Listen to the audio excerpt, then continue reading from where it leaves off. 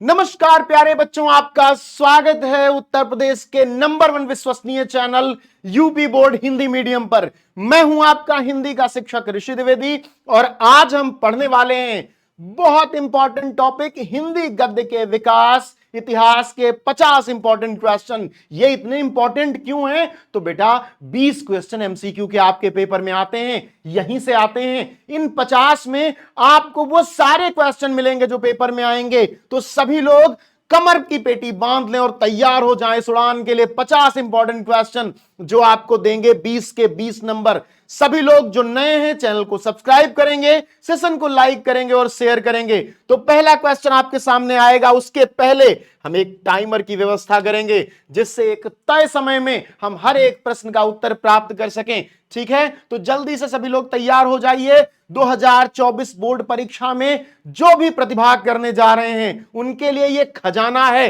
तो पहला क्वेश्चन आपके सामने आने जा रहा है। क्या है पहला क्वेश्चन? पहले हम टाइमर शुरू करेंगे। हर क्वेश्चन के लिए आपको मिलेगा 20 से 25 सेकंड का टाइम। खड़ी बोली गद्य की प्रथम रचना कौन सी है? पहली रचना खड़ी बोली गद्य में कौन सी की गई? आपको पता है बोलियां बहुत सी हैं, खड़ी बोली नाम है उस भाषा का जो हम बोल रहे हैं, जो हम बात कर रहे हैं। उसके पहले ब्रज और राजस्थानी में गद्य लिखा जाता था, लेकिन खड़ी बोली से गद्य की रचना प्रारंभ हुई, खड़ी बोली अर्थात हिंदी में। तो सभी लोग बताएं। यहां पर 30 सेकंड पूरे हो चुके हैं, हम टाइमर स्टॉप करते हैं और पहले प्रश्न का आंसर है गोरा बादल की कथा। क्या है आंसर? गोरा बादल की कथा। सभी लोग कमेंट सेक्शन में आंसर करेंगे, सेशन को शेयर करेंगे, चैनल को सब्सक्राइब करेंगे। याद रखिए कि आपको यदि ये क्वेश्चन नहीं भी आते हैं तो भी लिख के रख लेना है, बहुत इंपॉर्टेंट क्वेश्चन है। 20 क्वेश्चन एमसीक्यू के सीधे पेपर में आते हैं और बेटा वहां केवल टिक करने का नंबर मिलता है। तुमने उधर टिक किया, इधर नंबर तुम्हारी झोली में, क्या ही चिंता करना। तो चलो दूसरे क्वेश्चन पे चलते हैं। क्या है दूसरा क्वेश्चन? त्यागपत्र विधा की दृष्टि से रचना है। कौन से विधा की रचना है?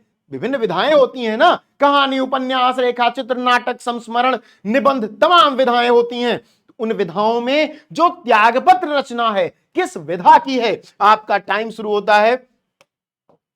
चलिए इस क्वेश्चन के लिए मैं 10 सेकंड का टाइम देता हूं, क्योंकि क्वेश्चन पढ़ने से पहले मैंने टाइमर शुरू नहीं किया था। और सभी लोग जो नए हैं सेशन को शेयर करते रहिए, सब्सक्राइब करते रहिए। बताइए त्यागपत्र किस विधा की रचना है? कहानी, निबंध, उपन्यास या नाटक? सभी लोग आंसर करेंगे इसका बहुत तेजी के साथ। ठीक है, चलिए आपके 17 सेकंड पूरे हो गए। त्यागपत्र किस विधा की रचना है बेटा? ये उपन्यास है। क्या है? उपन्यास है। अगला क्वेश्चन बहुत तेजी के साथ हम 50 क्वेश्चन पूरे करेंगे। श्रृंगार रस मंडन के रचनाकार कौन है? और इधर टाइमर शुरू हो जाएगा। श्रृंगार रस मंडन एक रचना है, उसके रचनाकार कौन है बताना है। अब मैं रचनाकार क्यों बताऊं, ये तो आपको बताना है। चलिए सभी लोग बताइए। इतना मैं बता दूंगा कि ये भक्ति काल के हैं, ये कृष्ण भक्ति शाखा के हैं, इन्होंने अष्टछाप नामक संप्रदाय बनाया है। इतना काफी होना चाहिए। चलिए आपके 25 सेकंड पूरे होने को हैं, पहुंच रहे हैं और ये हो गए 25। कौन है? विट्ठलनाथ। श्रृंगार रस मंडन के रचनाकार कौन है? विट्ठलनाथ हैं। चलिए अगले प्रश्न पर चलते हैं। हिंदी साहित्य का इतिहास के लेखक। बहुत महत्वपूर्ण प्रश्न है, इसलिए महत्वपूर्ण प्रश्न है कि हिंदी साहित्य का निर्धारण उसके इतिहास से होता है।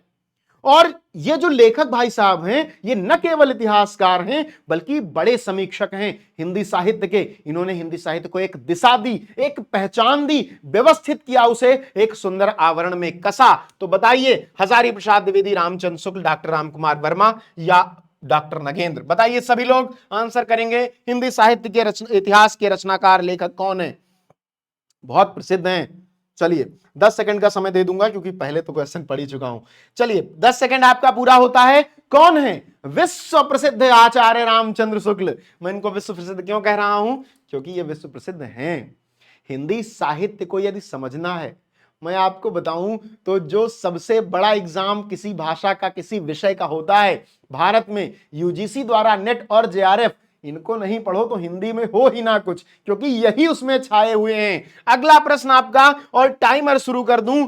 वसुधा मासिक पत्रिका का संपादन प्रकाशन किया था? किसने किया था? वसुधा मासिक पत्रिका का संपादन और प्रकाशन राय कृष्ण दास, राम वृक्ष बेनीपुरी, अज्ञेय, हरिशंकर परसाई। अज्ञेय का पूरा नाम है, क्या है पूरा नाम अज्ञेय का? चलिए मैं क्यों बता दूं, आप लोग बताएंगे ना कमेंट सेक्शन में, कमेंट करके बताएंगे अज्ञेय का पूरा नाम क्या है और इस प्रश्न का उत्तर भी क्या है। इस प्रश्न का उत्तर सभी लोग, जो लोग नए हो बेटा, चैनल को सब्सक्राइब कर लो।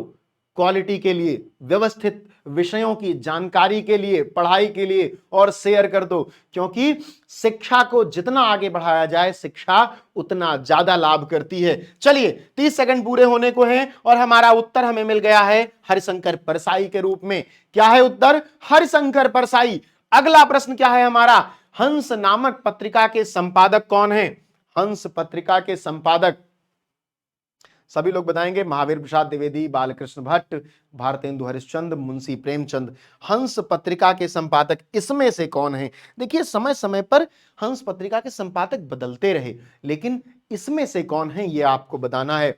सभी लोग मेहनत से बिल्कुल आंसर को देखो, परेशान नहीं होना है। कोई प्रश्न अगर आपको नहीं आता है तो हार थोड़ी ना जाना है। क्या हार में क्या जीत में, किंचित नहीं भयभीत में, कर्तव्य पथ पर जो मिला यह भी सही वह भी सही।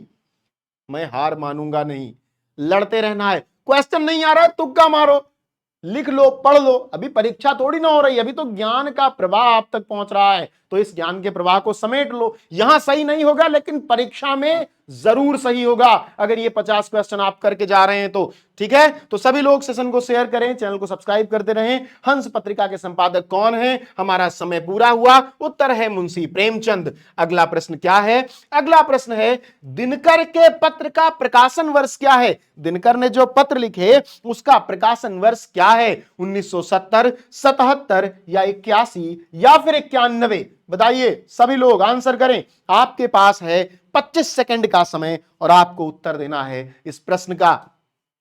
4 ऑप्शन जिसमें से कोई एक सही है। ठीक है, चलिए आपका 25 सेकंड पूरा होता है। और दिनकर पत्रिका के दिनकर के पत्र के संपादन का वर्ष क्या है? दिनकर के पत्र के संपादन का वर्ष बेटा है 1981। मैं 1991 लगाने जा रहा था, फिर मैं देखा वहां तो 2 गोले हैं ही नहीं। चलिए आगे बढ़ते हैं। अगला प्रश्न क्या है? ज्ञानोदय पत्रिका के संपादक, ज्ञान का उदय, ज्ञानोदय, ज्ञानोदय पत्रिका के संपादक कौन है? सभी लोग बताइए। डॉक्टर संपूर्णानंद, डॉक्टर या पंडित महावीर प्रसाद द्विवेदी, कन्हैया लाल मिश्र प्रभाकर, राम वृक्ष बेनीपुरी। चलिए एक हिंट देता हूं, आपके सिलेबस में एक चैप्टर है, क्या नाम है उसका? रॉबर्ट नर्सिंग होम में उसके लेखक हैं ज्ञानोदय पत्रिका के संपादक। ये तो डायरेक्ट आंसर बताना हो गया भाई, इस तरह आंसर कौन बताता है? मैं बताता हूं। चलिए तो हम खोज लेते हैं उनका नाम, कन्हैया लाल मिश्र प्रभाकर। यह है आपके इस प्रश्न का उत्तर। अगला प्रश्न, श्री चंद्रावली नामक नाटक के लेखक, नाम क्या है? श्री चंद्रावली। बताइए कौन है लेखक? अच्छा टाइमर, चलिए मुझे सूचित करते रहिए, जब टाइमर ऑन करना भूल जाऊं तो कमेंट सेक्शन में कमेंट करके बता दो कि टाइमर ऑन कीजिए गुरुजी, मैं तुरंत कर दूंगा। चलिए भारतेंदु हरिश्चंद्र, जयशंकर प्रसाद, श्रीनिवास, हरिकृष्ण प्रेमी, कौन है श्री चंद्रावली के क्या लेखक? सभी लोग बताएंगे। श्री चंद्रावली, नाम में बहुत कुछ मिलता जुलता है, कहीं कुछ शब्द एक आध दो लेखकों से मिल जाते हैं। ठीक है, चलिए तो इस प्रश्न का उत्तर है भारतेंदु हरिश्चंद्र। क्या है? भारतेंदु हरिश्चंद्र। ये हरिश्चंद्र चंद्रिका के भी संपादक हैं। हरिश्चंद्र चंद्रिका नामक की पत्रिका है, उसके भी संपादक हैं। खड़ी बोली गद्य का जनक कहा जाता है इनको। इन्हीं से खड़ी बोली में गद्य लिखा जाने लगा और कविता ब्रज में लिखी जाने लगी। लेकिन जब इनके बाद महावीर प्रसाद द्विवेदी आए तो उन्होंने मैथिली शरण गुप्त जैसे लेखकों को मोटिवेट किया, उनको ज्ञान दिया और कहा कि बेटा देखो, जो आपकी खड़ी बोली है उसमें गद्य भी लिखो और कविता भी लिखो। तो ये दोनों चीजें उसमें लिखी जाने लगी। ठीक है, अगला प्रश्न आपका, मुद्रा राक्षस नामक लेखक नाटक के लेखक कौन है? बहुत प्रसिद्ध नाटक है, इन पर बहुत बार क्या हुआ है? मंचन हुआ है, बड़ी मंचन, बहुत मंचन हुआ इस पर कि मुद्रा राक्षस के लेखक कौन है। इसका नाटक में बहुत प्रसिद्ध नाटक है। भारतेंदु हरिश्चंद्र, मोहन राकेश, धर्मवीर भारती, राहुल सांकृत्यायन, कौन है मुद्रा राक्षस के लेखक? मुद्रा राक्षस के लेखक कौन है, सभी लोगों को बताना है। ठीक है, चलिए आपका समय बेटा पूरा होता है। इसके लेखक भी कौन है? भारतेंदु हरिश्चंद्र। अगला प्रश्न आपका आपके सामने आपकी स्क्रीन पर, बताइए इसका उत्तर सभी लोग। नूतन ब्रह्मचारी के रचनाकार, और कमेंट सेक्शन में आंसर करते रहिए। हर क्वेश्चन का आंसर मुझे कमेंट सेक्शन में चाहिए। कोई प्रश्न नहीं समझ में आ रहा है, कोई बात नहीं समझ में आ रही हिंदी से संबंधित, तो उसका भी मुझे डाउट कमेंट सेक्शन में चाहिए, उत्तर मिलेगा आपको। साथ ही जो लोग नए हैं, चैनल को सब्सक्राइब करना ये धर्म है, ये जरूर करना है, और सेशन को शेयर करना है। चलिए, तो नूतन ब्रह्मचारी के रचनाकार कौन है? 28 सेकंड पूरे हुए। इसके रचनाकार हैं बालकृष्ण भट्ट। अगला प्रश्न, हिंदी के रेखा चित्रकार कौन है? एक विधा है रेखा चित्र, विधा का क्या नाम है? रेखा चित्र। कौन इसमें उस विधा में पारंगत है? कौन इसमें उस विधा में लिखता है? जयशंकर प्रसाद, महादेवी वर्मा, राम कुमार वर्मा या विष्णु प्रभाकर? बताइए। 4 नाम आपके सामने हैं और आपको आंसर करना ही है। चलिए सभी लोग जल्दी जल्दी बताइए। तो आपका टाइम पूरा होता है। इसके रचनाकार कौन है? महादेवी वर्मा। महादेवी वर्मा आपकी रेखा चित्रकार हैं। अगला प्रश्न आपका, गुड़िया भीतर गुड़िया की रचना। गुड़िया भीतर गुड़िया, सभी लोग बताएं, गुड़िया भीतर गुड़िया किस विधा की रचना है? गुड़िया भीतर गुड़िया किस विधा की रचना है? सभी लोग 20 सेकंड आपको मिल रहा है इस कहानी के, इस क्वेश्चन के लिए। कहानी, रेखाचित्र, आत्मकथा या संस्मरण, आप सबको बताना है। गुड़िया भीतर गुड़िया कैसी रचना है? 20 सेकंड पूरा हुआ। गुड़िया भीतर गुड़िया क्या है? आत्मकथा है। अगला प्रश्न, अगला प्रश्न क्या है? गोरा बादल की कथा के लेखक। ओह, प्रश्न बदल गया। गोरा बादल की कथा के लेखक, सभी लोग जल्दी से बताएं। गोरा बादल की कथा के लेखक कवि मंगल, पंडित दौलत राम जटमल, राम प्रसाद रंजनी। कौन है? गोरा बादल की कथा। जो इस इतने सूक्ष्म प्रश्न हो उनके लिए केवल 20 सेकंड का टाइम मिलना चाहिए। चलिए, 20 सेकंड का टाइम आपके लिए बहुत पर्याप्त है इस प्रश्न का उत्तर देने के लिए, बल्कि हिंदी के सभी प्रश्नों का उत्तर देने के लिए। कौन है गोरा बादल की कथा के लेखक? जटमल। अगला प्रश्न क्या है आपका? पैरों में पंख बांध यात्रा वृत्तांत कृति है, किसकी कृति है? पैरों में पंख बांध, मैंने पढ़ाया है आपको। पैरों में पंख बांध किसकी कृति है? राम वृक्ष बेनीपुरी, मोहन राकेश, डॉक्टर संपूर्णानंद, वासुदेव शरण अग्रवाल। जल्दी से बताइए इस क्वेश्चन का आंसर, क्योंकि ये बहुत सरल आंसर है। क्या नाम है? पैरों में पंख बांधकर, ये यात्रा वृत्तांत है। ये किसकी रचना है? यात्रा वृत्तांत ये किसकी रचना है? तो मैं आपको बताऊंगा, ये रचना है राम वृक्ष बेनीपुरी की। किसकी? राम वृक्ष बेनीपुरी की। अगला प्रश्न, आधुनिक काल के प्रारंभिक डायरी लेखक। आधुनिक काल, हिंदी का आधुनिक काल कब से शुरू होता है? खड़ी बोली गद्य का 1850 भारतीय दर्शन के बाद से ना। उसके बाद प्रारंभिक डायरी लेखक। डायरी लेखन तुरंत थोड़ी ना शुरू हो जाएगा, बाद में शुरू होगा। तो कौन है डायरी लेखक प्रारंभिक? पहला आपको बताना है घनश्याम दास बिड़ला, शमशेर बहादुर सिंह, त्रिलोचन बच्चन, या फिर आपके त्रिलोचन या फिर बच्चन। त्रिलोचन बच्चन मैंने दोनों एक साथ कह दिया। बच्चन का अर्थ होगा हरिवंश राय बच्चन, यानी अमिताभ बच्चन के पिता। सभी लोग बताइए जल्दी से इस प्रश्न का उत्तर। कौन है? घनश्याम दास बिड़ला। अगला प्रश्न आपका क्या है? भारत दुर्दशा किसकी रचना है? जयशंकर प्रसाद की, राम कुमार वर्मा की, भारतेंदु हरिश्चंद्र की, या फिर श्याम सुंदर दास की? बहुत प्रसिद्ध व्यक्ति हैं श्याम सुंदर दास। बहुत हिंदी के लिए बहुत मेहनत की इन्होंने, बड़ा काम किया और लोगों के बीच हिंदी को बड़ा प्रसारित किया। तो ये भारत दुर्दशा किसकी रचना है? तो चलिए मैं आपको बता देता हूं, ये रचना है भारतेंदु हरिश्चंद्र की। सभी लोग कमेंट सेक्शन में उत्तर देते रहिए, कोई डाउट हो तो पूछते रहिए। जो नए लोग हैं चैनल को सब्सक्राइब करते रहिए, सेशन को लाइक करते रहिए और शेयर करना तो डिजिटल गुरुदक्षिणा की तरह है। अब मैं ऐसे थोड़ी ना आपके पास आ जाऊंगा। तो ज्ञान के लिए गुरुदक्षिणा बहुत आवश्यक है। कहते हैं वह ज्ञान फलित नहीं होता जिसकी गुरुदक्षिणा नहीं दी जाती। तो आप शेयर कीजिए, यही गुरुदक्षिणा है। रसज्ञ रंजन कृति के लेखक कौन है? रसज्ञ रंजन, सभी लोग जल्दी से बताएंगे। रसज्ञ रंजन कृति के लेखक कौन है? हजारी प्रसाद द्विवेदी, महावीर प्रसाद द्विवेदी, या फिर भारतेंदु हरिश्चंद्र, या फिर और कौन? राहुल सांकृत्यायन। राहुल सांकृत्यायन घुमक्कड़ आदमी थे। मैं हिंट दे देता हूं, ये आदमी एक युग बना दिया इस आदमी ने, एक युग के नाम से इनका नाम जाना जाता है। क्या होगा नाम? महावीर प्रसाद द्विवेदी। अगला प्रश्न, चिदविलास के रचनाकार कौन है? चिदविलास कौन? चिदविलास, यहां पर व्यंजन संधि है, चित विलास नाम है, आपस में मिलता है तो चिदविलास हो जाता है। ठीक है, तो चिदविलास आपको बताना है। चिदविलास के रचनाकार वासुदेव शरण अग्रवाल, डॉक्टर संपूर्णानंद, हरिशंकर परशाई या फिर महावीर प्रसाद द्विवेदी। ठीक है, तो आप सबको उत्तर पता है इसका, डॉक्टर संपूर्णानंद ने चिदविलास लिखा है। अगला प्रश्न क्या है आपका? कालिदास की निरंकुशता के रचनाकार, कालिदास की निरंकुशता के रचनाकार। चार ऑप्शन, महावीर प्रसाद द्विवेदी, बालकृष्ण भट्ट, आचार्य रामचंद्र शुक्ल, नंद दुलारे वाजपेयी। आप सभी लोग कमेंट सेक्शन में आंसर कीजिए, सभी लोग। महावीर प्रसाद द्विवेदी, बालकृष्ण भट्ट।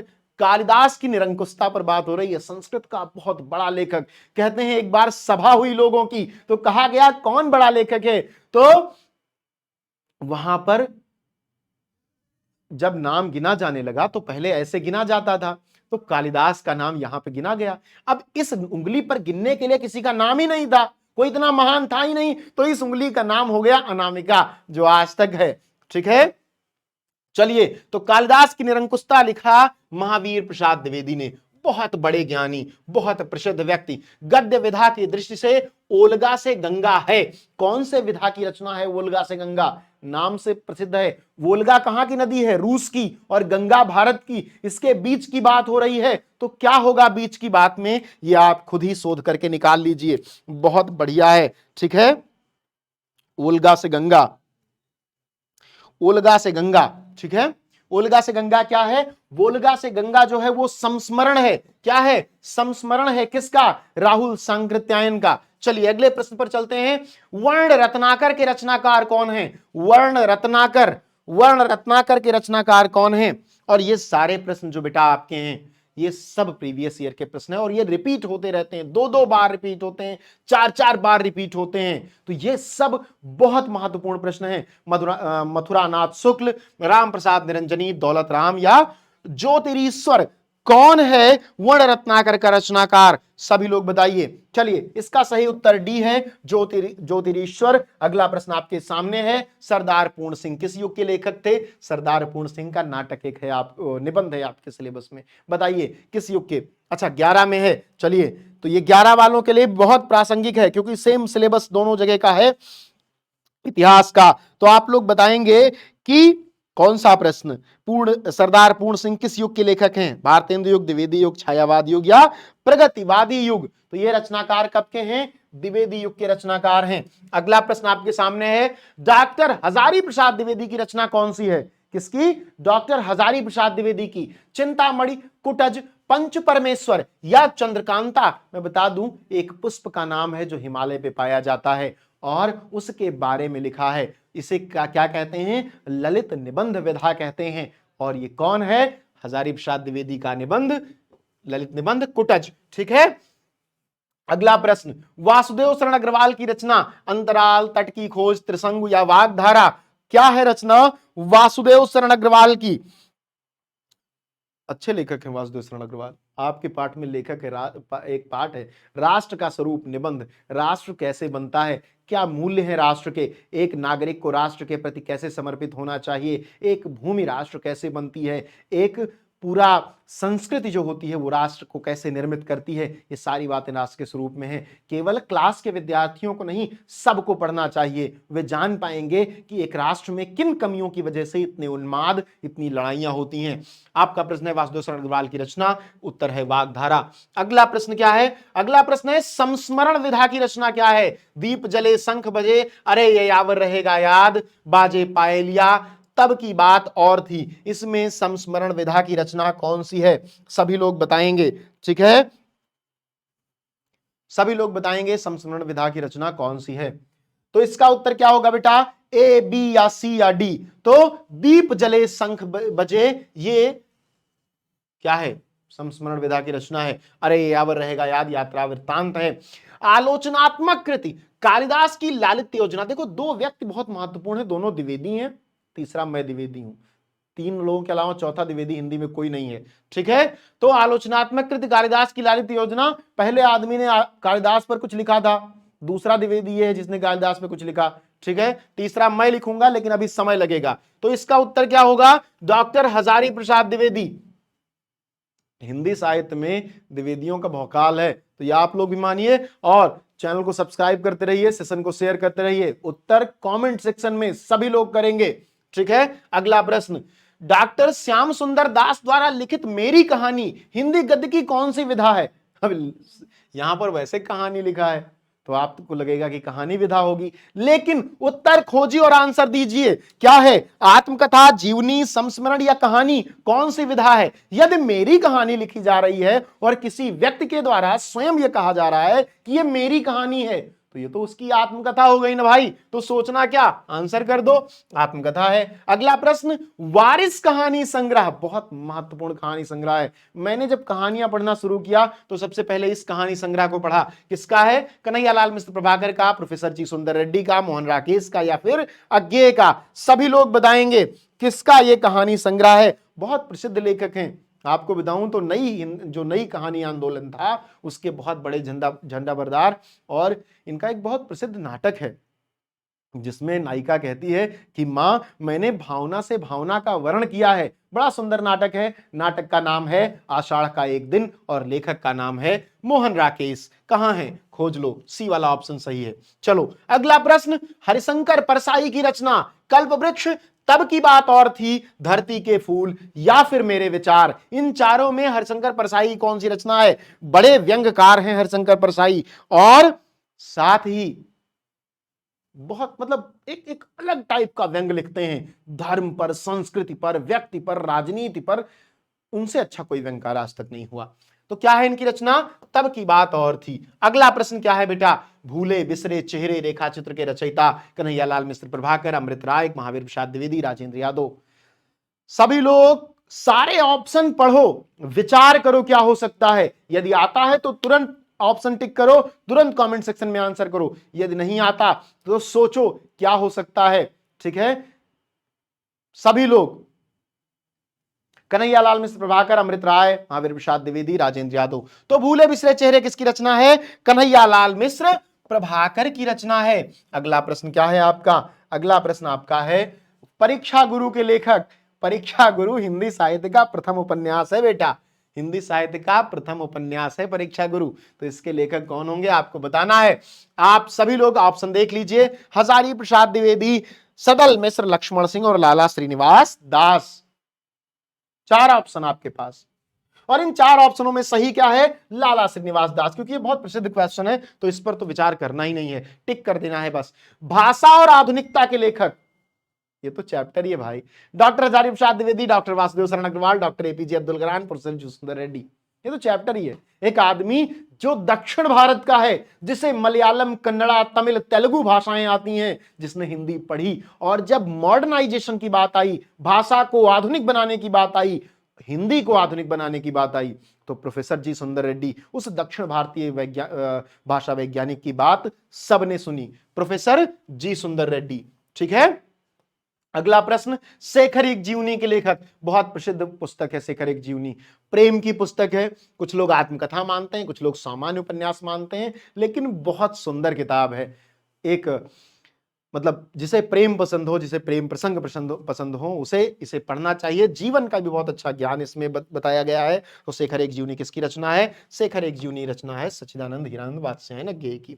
अगला प्रश्न, नासिकेतोपाख्यान के लेखक कौन है? नासिकेतोपाख्यान, लल्लूलाल, सदल मिश्र, सदा सुखलाल, इंसाल्लाह खां। ये क्वेश्चन कक्षा 8 से लेकर के और ग्रेजुएशन तक, आप पोस्ट ग्रेजुएशन तक, पीजी तक आप जाएंगे। मैं पीजी छोड़िए, आप जाएंगे पीएचडी तक, तब तक मिलेगा ये आपको प्रश्न, ठीक है। बहुत प्रसिद्ध प्रश्न है। नासिकेतोपाख्यान बहुत प्रसिद्ध पुस्तक है, ठीक है। तो इसके लेखक कौन है? सदल मिश्र जी हैं। कौन है? सदल मिश्र जी। अगला प्रश्न आपका क्या है? श्याम सुंदर दास की शैली कैसी? श्याम सुंदर दास कैसा लिखते हैं? पहले लेखक हैं, भावनाओं से उत्प्रोत हैं, प्रेम से बहुत उत्प्रोत हैं, समाज से बहुत प्रभावित हैं। तो कैसा लेखन होगा? न तो व्यास होगा, न समास होगा, न व्यंग्यात्मक होगा, ये जाएंगे भावात्मक के साथ।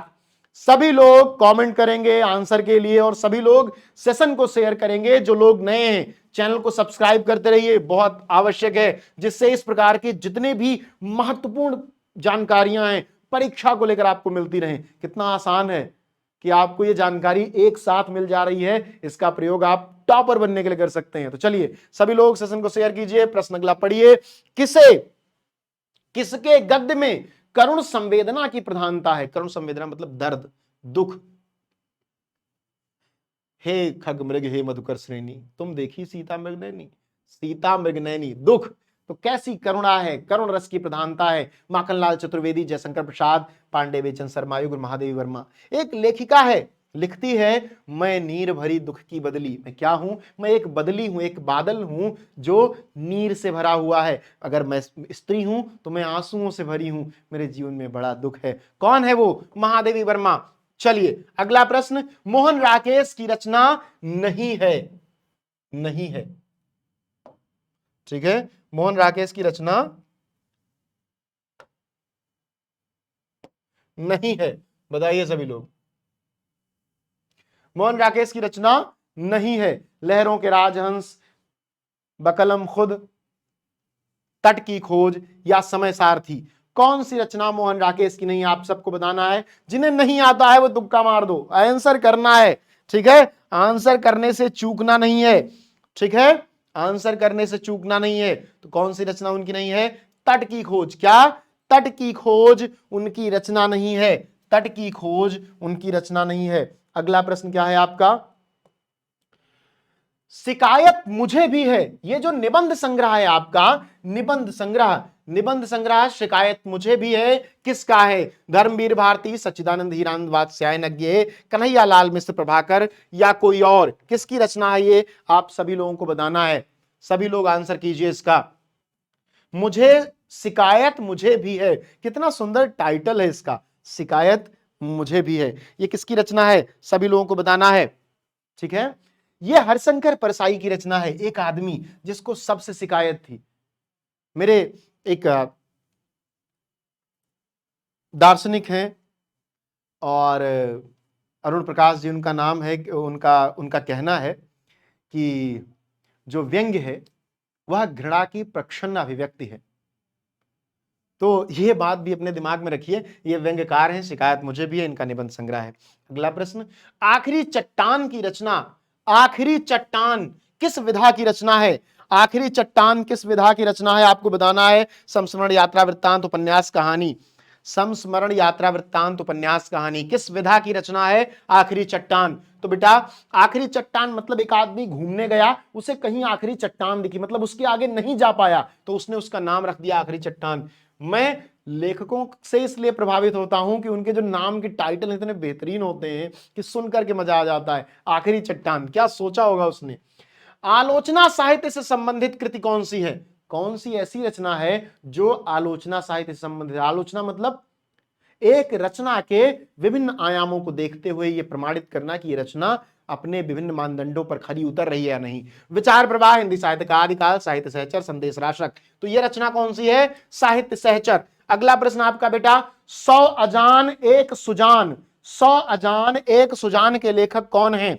100 अजान एक सुजान, कल मैं क्लास में था तब भी यह रचना आई थी मेरे सामने कि 100 अजान एक सुजान के लेखक कौन है, ठीक है। 100 अजान एक सुजान, तो आपको बताना है प्रताप नारायण में से, भारतेंदु हरिश्चंद्र, श्याम सुंदर दास या बालकृष्ण भट्ट। तो इसका आंसर क्या होगा? बालकृष्ण भट्ट। सभी लोग कमेंट सेक्शन में आंसर करते रहे, नहीं भी आता है तो भी करें, पता नहीं आपका सही हो जाए, इससे यह पता चलेगा कि आपका तुक्का सही लगता है या नहीं, यह भी पता चलेगा। दूसरा, जो लोग नए हैं चैनल को सब्सक्राइब करें और सेशन को शेयर करते रहें, ज्यादा से ज्यादा लोगों को लाभ मिलेगा, तो ज्ञान का प्रसार ज्यादा लोगों तक होगा, ये बहुत आवश्यक है, ठीक है।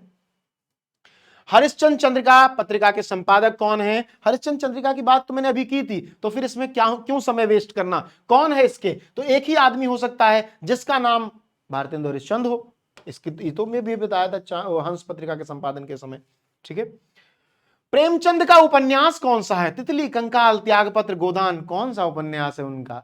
कौन नहीं जानता? को नहीं जानता है जग में कि प्रेमचंद का उपन्यास गोदान है, इस दुनिया में कौन नहीं जानता, ठीक है। तो गोदान बड़ी सुंदर कहानी है। होरी है, होरी का एक बेटा है, नाम है गोबर, गोबर की पत्नी है, उसका नाम है धनिया। तो ये सभी लोग, बड़ा सुंदर कहानी है, कभी आप पढ़िए, अब तो हर जगह अवेलेबल है गोदान, आप कहीं से भी पढ़ सकते हैं। पैरों में पंख बांधकर कृति की विधा क्या है? पैरों में पंख बांधकर किस विधा की रचना है? कोई उड़ गया होगा पैरों में पंख बांधकर, अब उड़ा होगा तो रचना किस विधा की होगी? बता दीजिए मुझे। पैरों में पंख बांधकर किस विधा की रचना है? अरे भाई कोई चला गया, उड़ गया, घूम आया तो क्या हो जाएगा? यात्रा वृत्तांत हो जाएगा। क्या हो जाएगा? यात्रा वृत्तांत। यात्रा वृत्तांत हो जाएगा। ये वाला ऑप्शन सही हो जाएगा। अगला क्या है? अगला है कल्पलता निबंध संग्रह। क्या है? कल्पलता निबंध संग्रह किसने लिखा है? कल्पलता तो आपको पता ही होना चाहिए।